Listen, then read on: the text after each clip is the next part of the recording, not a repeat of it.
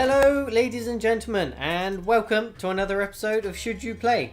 If you've watched any of my previous episodes, you'll notice there's been a humongous gap in between the previous one and this, and I basically went on a bit of a hiatus.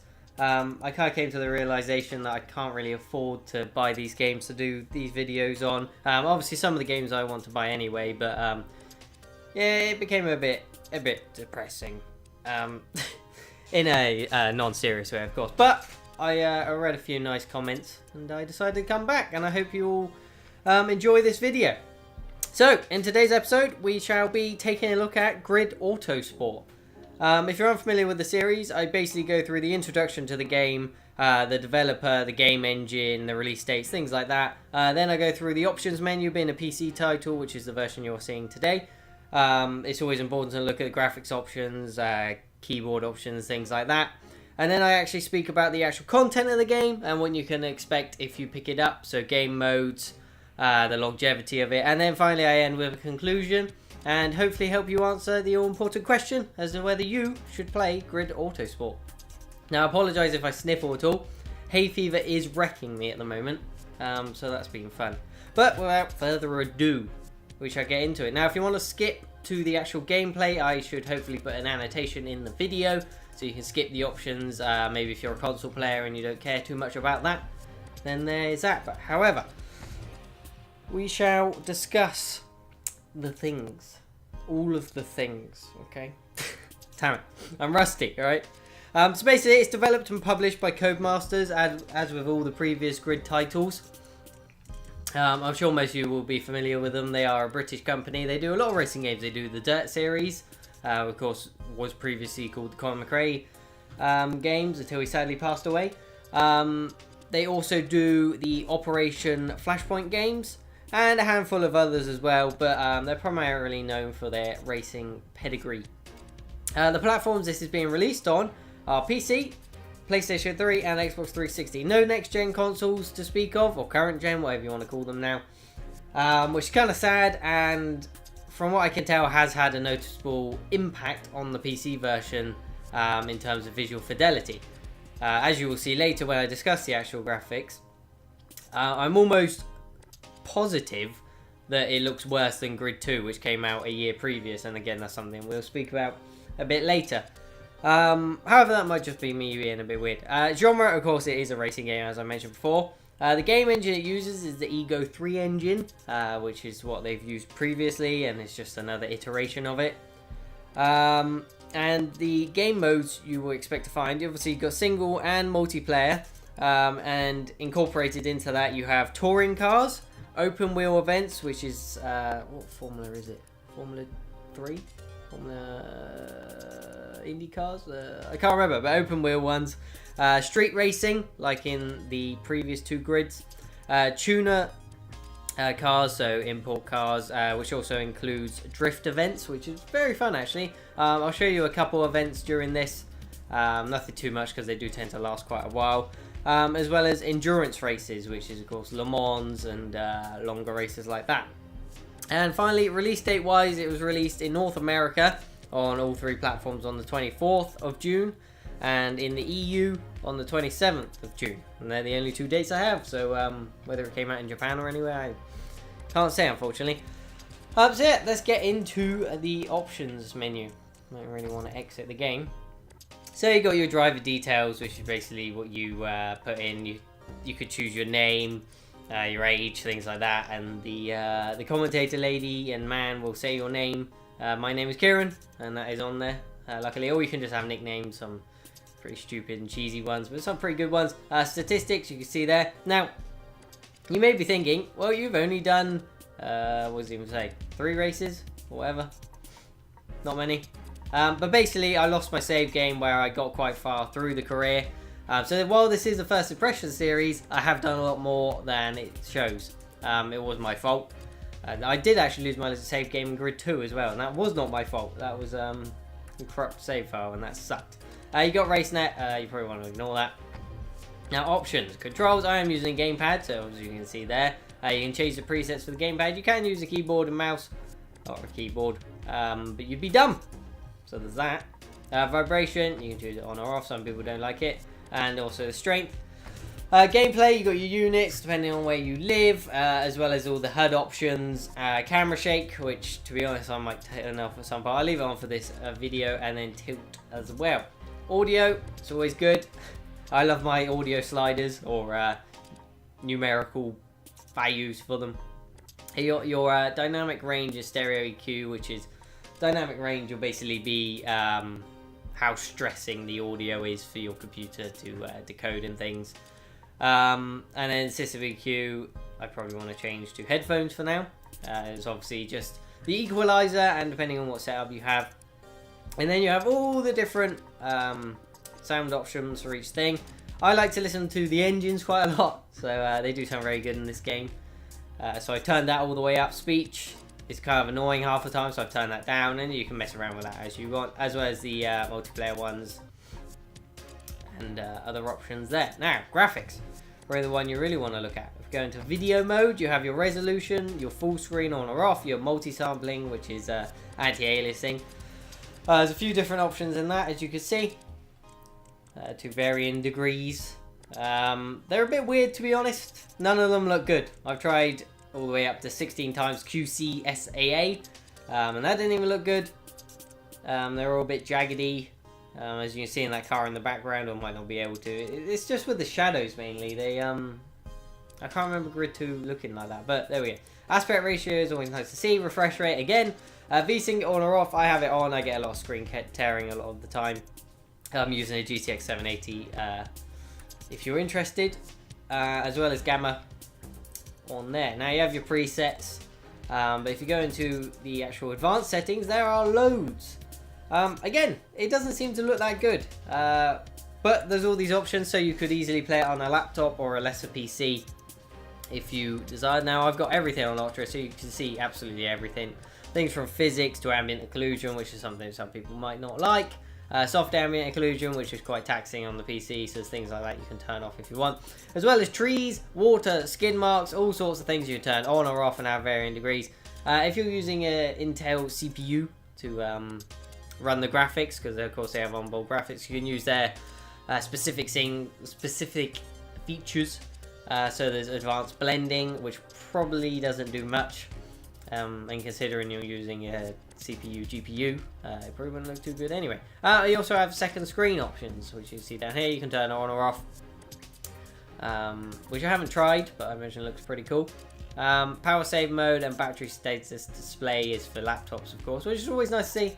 You also have graphics benchmarks, which again I really like to see. You can loop it and you can run the benchmark test. At the end, it gives you a average, minimum, maximum, the things you'd expect.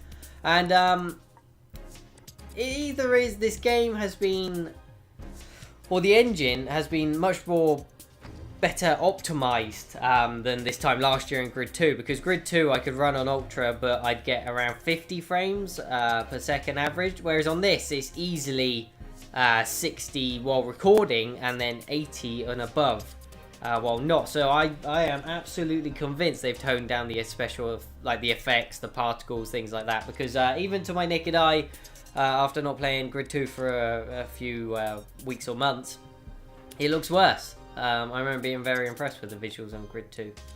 And whether that's because they've added in the cockpit view, which they said wasn't possible before because of the consoles, and they couldn't do that and render everything else to the degree they wanted.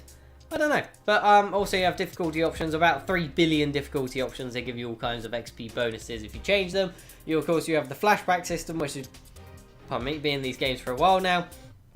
AI difficulty, damage level, there's only full or visual. I leave it on full. And then you've got your HUD options, camera positions, all sorts of things, race lengths. So you can all mess around with that. It's all nice to see. Split screen. Holy moly, that's not something you see every day, is it? Again, very good. Custom Cup, which is another game mode I probably should have mentioned. It's what you'd imagine. Online racing, it's what you'd imagine. But for this purpose of this video, we shall hop into a career. If you're feeling a bit out of practice, then have a look at Custom Race to get back into the swing of things. Wow, I feel quite offended. So you have your awards, which of course you can see what you've won, as well as career progress. And the way this works, you have different seasons. So basically you start a season, as we will do now. You can carry on with what you have started, or branch out to other disciplines for your next And you get the options between the disciplines I mentioned earlier. And the basically end goal is to get into the Grid series, which of course I can't get into at the moment, even though it's going to show me all these funky graphics. And you see they're locked there, so you have to reach level 3 in all disciplines, level 6 and level 9. And that's basically the end goal. And while you do that, you have to level up through these ones. So, touring cars is basically what you'd imagine. So if you watch British touring car racing, if you don't, I highly recommend it. It's very entertaining, better than Formula 1. Anyway, it's basically that. So you get production cars that have been souped up to certain degrees, but all the cars are level in some way. So you have things like... Touring is high contact pack Let her explain. where the emphasis is on the ability to overtake with confidence. Competing in cars with closely matched specifications, teammates must work together to improve their standings over a championship. Race weekend. So you can see there you've got Honda Civics, Ford Focuses, Audis, BMWs. They're all production cars you can buy on the street. They are souped up, of course, got spoilers, roll cages, better performance, things like that. But all the cars are quite similarly matched, and that's what makes it so good. It is all down to driver skill for the most part. Some cars will be slightly more powerful, so they will be better in the straights, and the smaller ones will be more maneuverable in the corners. It's quite entertaining, and it's good fun to do in the game as well. So if you see, if I choose this one, you get a choice between sponsors, which is quite nice. There's some cool ones, Oakley and Razor, not bad. So they basically give you different XP bonuses with different targets. So Oakley want me to finish 8th or above in the championship as a whole, or Razor want me to finish 5th or above, but of course they give me a little extra XP for doing so.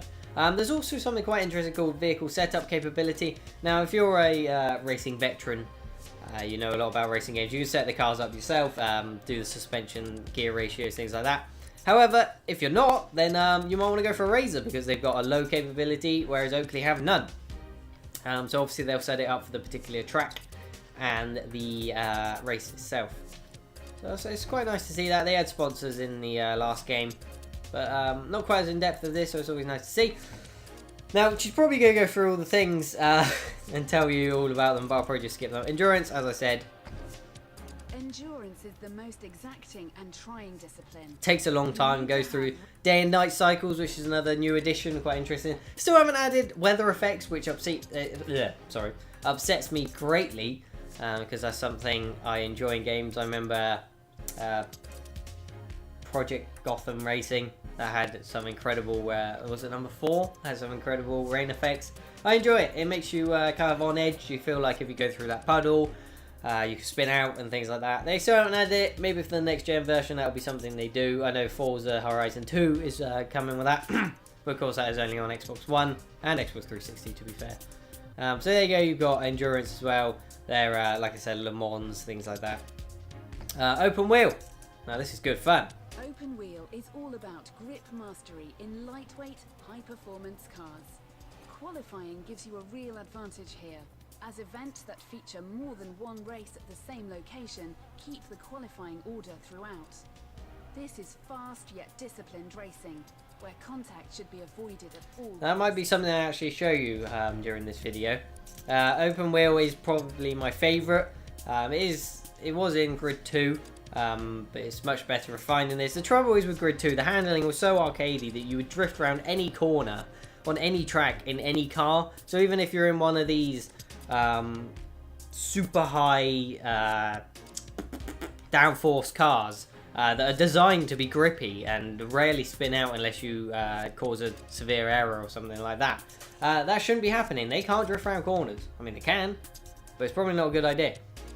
And they feel fantastic in this game, and that is the main positive I'll give with this game. Of course, it's come out 1 year after Grid 2, which a lot of people will be upset about, doing the Call of Duty thing. However, I believe they've done it because they realised the mistakes they made with Grid 2, making it too arcadey, and kind of disappointing their fan base. And now they've gone back to their roots with Toca Race Driver, which was, as a kid, one of my favourite games. And they've got that kind of handling. It's that blur between Gran Turismo and something like Project Gotham, somewhere in the middle where you've got the grip, you've got the mild realism in terms of the engine sounds, all sorts of handling,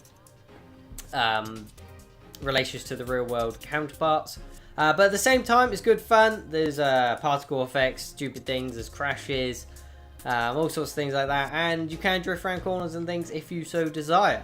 But I honestly can say that if you were disappointed with Grid 2 and it was because of the way the game felt and the handling in particular, you will love Grid Autosport. And that'll be part of my conclusion most likely. You also have Tuner.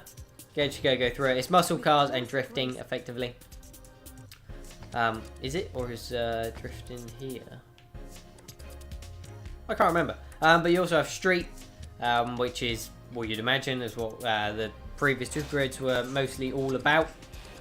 So they're normally production cars, usually hatchbacks and things. You also get the muscle cars, but they're not involved in this particular discipline. And then the Grid series is a combination of all of them with the fastest cars, the best drivers, things like that. So of course that is what you're working towards. Now I will show you probably just one race. What should I go for?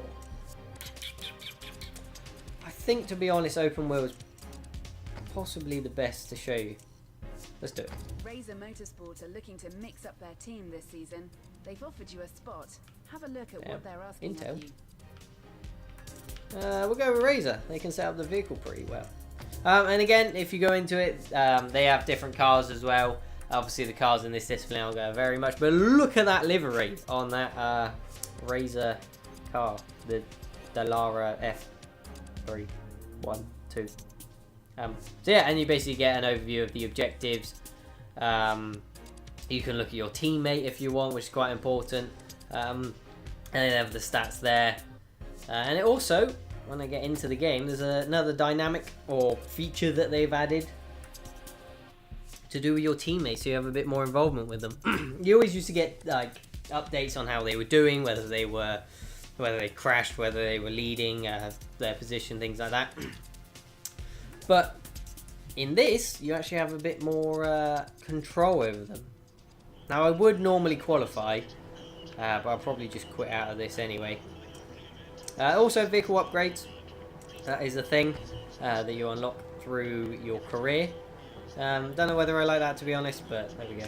There's also cutting corners, gives you penalties and slowdowns and things, so it's pretty true to life in that way. Now, you can qualify, and I'd recommend it because, of course, at the start you begin at the back of the grid unless you qualify. But for the purpose of this, we shall just get into the race.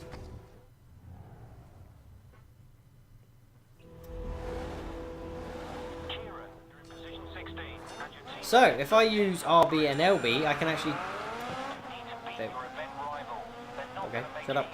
I can actually tell my teammate to push up, be more aggressive. I crash into him. So I can tell him to advance through the pack, or at least try. Or I can simply tell him to hold position. If he was in the lead, I might want him to hold, or I might want him to keep pushing. And it might help you, but obviously at the end of the day you want to get the most points for your team, so you end up at the top of the leaderboard. So it's an interesting dynamic. However, to be honest, it doesn't work all that well from what I've noticed. I remember my teammate was in first at one point. I overtook him because I was in second. I gained the lead. I told him to hold his position, so he'd defend second and help me get first. And in reality, what actually happened was he slowed down quite significantly, and everyone overtook him, and he ended up like 8th. So yeah, so I basically put them on ultra attack, as it were, in the FIFA terms, and let him get on with it. And I've gone off the track. I haven't actually done this track, so forgive me if I'm poo. Now, if we go through the different views, this is one of the cockpit views. Not too useful. This is another one. You will notice you can't even see the steering wheel effectively, or your hands, or the cockpit as a whole. It's all blurred. It's even more significant in actual cars, as in cars with grooves and normal cars, alright? Because it's just a big blur. And I haven't actually read anything about why they did this, but I'm going to make an educated guess that they put cockpit view back in because of popular demand, which of course there was loads of because people were damn angry, because that's how racing enthusiasts like to play their racing games. It's the most engaging. You can race a hell of a lot better and faster in cockpit view or on the bonnet view. They did have the bonnet view, but that wasn't good enough for a lot of people. So they've added it back in, and as I mentioned earlier, their reason for not having it in Grid 2 was because of the Xbox 360 and the PlayStation 3 couldn't then handle the graphic fidelity that they wanted to push out with Grid 2. And it was a good looking game. But even for the PC version, they removed the cockpit view. And of course that made a lot of people angry, and rightly so. So they've added it back in. Damn it, get my way. And I can almost promise you that it's blurred out because of the same reason. They've added it back in to a degree, but they've probably blurred it because of having to run the games at a certain fidelity on the last generation of consoles, which is a great shame. The other reason that is possible, and they'd probably say, is that it takes your attention away from the dials and your hands and things where you don't actually want to be looking, and kind of gives a background foreground kind of thing, even though it doesn't really make too much sense. But of course, if you were racing in real life, you'd be looking at the track only. You would rarely, very rarely, if ever, look at your hands or the steering wheel. So of course, in real life, that would be kind of blurred because of the foreground, background, and the way your eyes work. So that's probably what they'd say, but honestly, I really think it's because of the last generation of consoles. Now, graphic fidelity-wise, while we are on the subject, I don't know whether you can see, but the lines when they come up, the gates, all sorts of things. I've got the anti-aliasing on almost the highest setting, and I have had it on the highest setting. So it's not simply, well, just turn it up and it'll be fine. But they're still jagged. And that helicopter looks blimmin' awful. And as you can see, there's not many things going on in the background. There's the odd plane, there's the odd helicopter. I think sometimes there might be birds. But I remember in Grid 2, there was loads. There was confetti type things. There was things flying up off the turf. There was more flags than that. I've crashed. I should probably rewind, but let's go for it. Again, rewind feature. Works very nice. It's all real time. Boom, straight back into it. I love it. It's very good. So yeah, there is not a lot. And what? That was so close. And the background as a whole, and the scenery and the vistas just aren't very impressive. They look worse than Forza. Really? Damn it. Forza 5 on the Xbox One, which shouldn't happen on the PC, of course. Right, you happy with that? No, don't give me a penalty. Okay, good. And yeah, they just look washed out. The textures are pretty awful. There's nothing interesting going on. They're blurred until you get to a certain distance, and then they don't pop in, but obviously the fidelity increases, and it just doesn't look very nice. And I love the handling in this game. I really do. It feels fantastic, as I said, compared to the previous games, especially Grid 2. It feels very, very good. And you've got the dirt and things that go on the cars, but again, not to the same degree that it was in Grid 2. And I'm convinced they've toned it down for the consoles so they can add... So maybe it had better performance, and they can add in the cockpit view like they did. So overall, with the graphical fidelity, I am severely disappointed. I mean, crashes and things, the damage still looks fantastic. And you see there the heat effects, smoke effects aren't bad, things like that. But in general, and especially the background and scenery and the shadows with their anti-aliasing, do not look as good as Grid 2. I am absolutely convinced. Again, things like the effects from collisions and things do look fantastic. Am I going to get a penalty for that? I'm just going to carry on. Pretend nothing happened. I'm so bad at driving this way. But as you can see, we are not just sliding around the track. If we talk about gameplay mechanics, we're not just sliding around the track as you would have done a lot in Grid 2 and also Grid 1, but to a lesser extent. You've got a lot of grip in these cars, as you should do. Of course, you can spin out if you apply the power too much and turn too sharply. That helicopter just popped in like a mother. And yeah, the handling is very, very satisfying. You've got the... don't give me a penalty. Yes. You got the screen shake from braking heavily and things like that, which some people will like, some people won't. Personal preference, really. But yeah, in terms of the actual handling, I've mentioned it loads in this video. What? No. Damn it. I am very satisfied, and I feel like they've made up for their mistakes in Grid 2 in that respect. The game is not a full price retail release. It is £30, I believe, and it would most likely be $50. Of course, in sales and on Green Man Gaming, things like the key websites on PC, you'll be able to pick it up. I looked away from the screen. You'll be able to pick it up a lot cheaper than that. I can't remember how much I paid in the end. Probably about £15 I probably paid. And that's kind of what I'd say to pay for it. It is kind of obviously a racing game, mostly iterative through the series. But yeah, they haven't added enough to make me say it's worth a full like £40 or even £30, damn it, purchase over Grid 2. If you were really annoyed with Grid 2 and all you wanted was Grid 2 but with better handling, then that's pretty much what this, how dare you, what this is. But again, it does look worse. But most racing purists won't care too much about that, and they will care mostly about the handling, and in that respect it is the best of the series so far. So would I recommend it?